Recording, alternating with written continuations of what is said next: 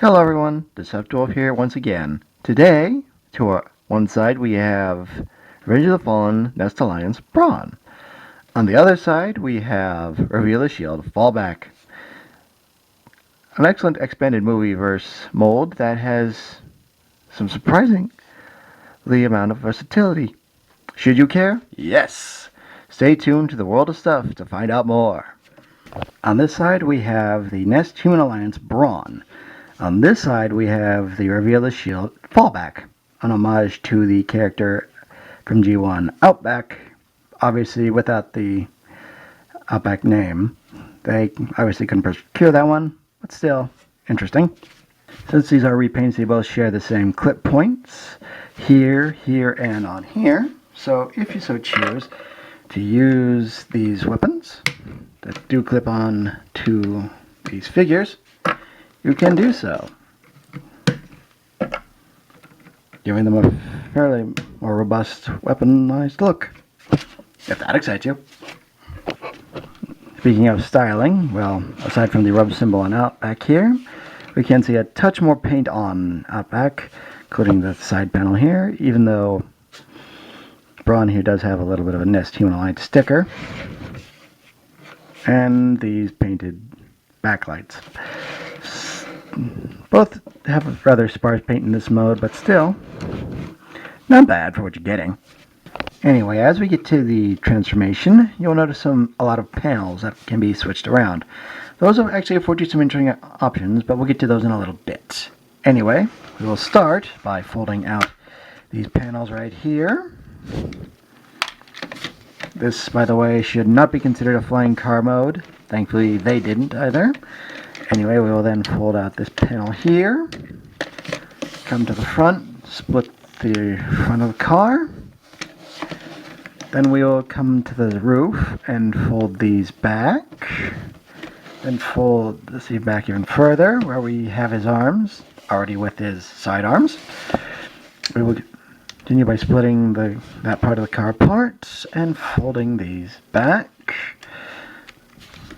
And we will twist this around.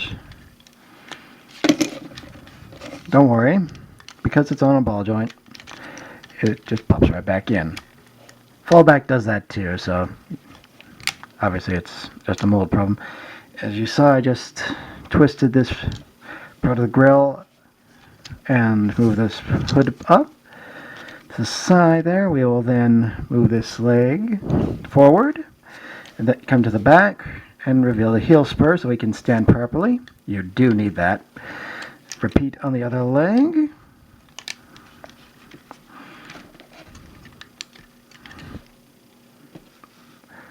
See here, then we do that. There we go. Then we'll come here, fold these arms down like that and around. Make sure you can get everything straightened out, because, well, with his little cedar legs here, it's kind of hard to tell. But, yeah, that looks right.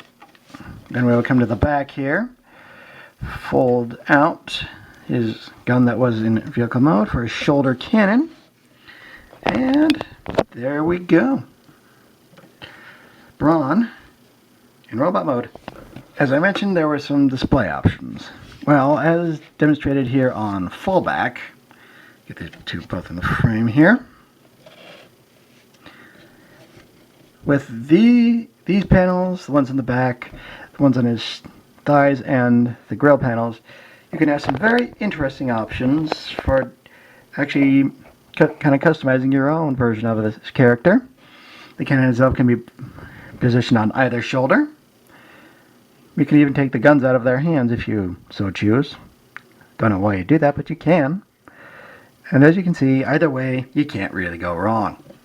Getting a close look up at the head here, it's always kind of reminded me of something a little bit out of the PlayStation 1 generic hero type of thing. You know, the basic pig nose helmet. Fallback also has the same thing, although he does have some nice little light piping right there. Which, well, it's kind of hard to see on Brawn because a lot hard See with the very dark plastic, but with Fallback here, you can actually quite see how the light piping works because he has a much lighter plastic, much to his advantage. Another interesting point, you can clearly see the paint applications to both of these molds. Clearly Brawn has much more of the gold and a little bit of red accents, while Fallback here mostly just has his little silver accents on his chest. Otherwise predominantly unpainted. So if you see either of these and you like, I say pick it up. But keep in mind that you will have to get a little bit of less light piping in this figure and a little bit of less paint in this one. So I know Thu would be pleased because there's some nice light piping in this one, but I know a lot of people who just love their paint. Now I will say something else. These two figures represent a very different time in the Transformers collection community. What I mean by that is that the parts count, the plastic quality, the overall fullness of the figure are very different from what we are currently experiencing. I won't go too much into details about it because I'm not an economist. But if things are correct, and these were actually at the tail end of the original 2-year design cycle, and we are currently in the end of the 2-year design cycle that the economy was really bad at. So theoretically, we should be getting to much greater plastic quality and much better figures. I certainly hope so, but don't take my word for it. But enough blather, let's move on to the articulation. The gun itself can move up and down, side to side. The head is on a ball joint, so it can go up. I can look down a lot better than I can look up, but it can look side to side rather nicely. 2 joints on the shoulder there, one up and down, and a ball joint. Double hinge joint for the elbow. The wrist can rotate. Nice swivel joint for the waist. The ball joint on the hip. Hinge joint for the knee. And for the foot right there. So you can get him in some rather dynamic poses if you so choose. Well, that wraps up this review.